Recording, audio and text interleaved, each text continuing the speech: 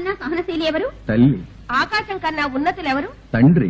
గాలిని మించిన వేగం ఉన్నది? మనస్సు. వేగము వల్ల అభివృద్ధి చెందేది? నది. త్యాగం వల్ల తృప్తి పొందేది? జీవితం. ధర్మం నిలబడే కారణం? కృషి. కీర్తి స్థిరంగా ఉండడానికి? దానగుణం. స్వర్గం ఉండే తావు? సత్యం. మనశ్శాంతికి మూలం? తృప్తి. మనిషికి బలమైన శత్రువు? కోపం. తీరని వ్యాధి? పేరాశ. ఏది శోకం? అజ్ఞానం. జన్మకేమిటి కారణం? ఆశ. ఎవరు శాశ్వత నరకానికి చేరుకుంటారు? ఉండి కూడా దానం చేయనివారు. మనిషికి భాగ్యం? ఆరోగ్యం. ఏది కట్టడి చేసే విచారం ఉండదు? మనస్సు. ఏది మీరితే అపాయం? నిదానం. ఏది విడవగలిగితే గొప్పదనం? కామం.